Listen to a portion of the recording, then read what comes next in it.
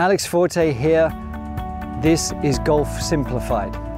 I'm going to give you a real key that the great players have always done that seems to get a little bit ignored with most of you, but it's common sense, and it's going to about being wide and low in your takeaway and your backswing to give you the right feel, the right positions, if you will, to be able to really whip the snot out the golf ball without too much effort.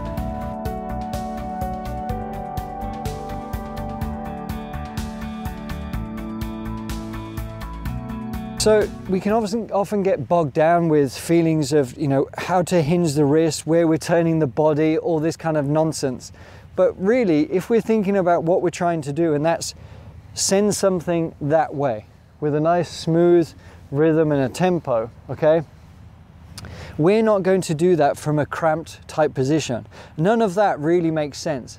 If I said to you, and I say this line all the time because it's a bit boring, but there's a reason for it. If I said to you, I'll give you $1,000 for every yard you throw this golf club, there's no way in the world you would make this kind of golf, do a typical golf swing that we see where you're tight in here and then try and swoosh it through. You would definitely, try it if you can, but you would definitely gather your swing a lot more, have a little bit more width here, and then allow the club to flow through.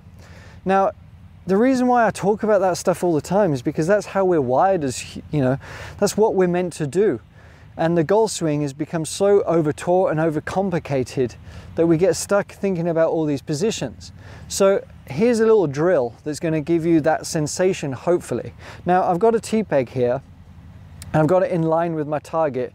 Now I've got it like about a foot behind the ball here, and Justin Rose actually does this drill still a lot to make sure that he's getting, smoothness, but a nice width to his golf swing, okay?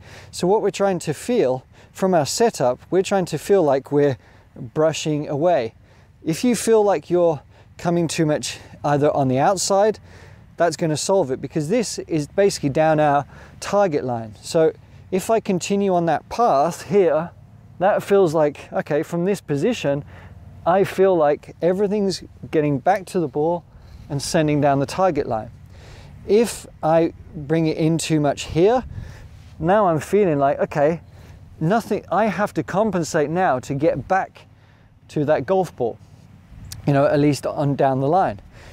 But the other thing about it's not just about the direction, we're also talking about, the width that we want. We're not going to be picking it up. We're not going to be picking it on the outside, but we're going to be creating width. And that's what I want to focus on. So I've knocked that a few times here. So you want it sticking out like a centimeter or so. You can make it a bit easier for yourself to begin with. Okay, so we've got the line. I'm making sure that my setup is what I'm after. So there we go, that feels pretty good here.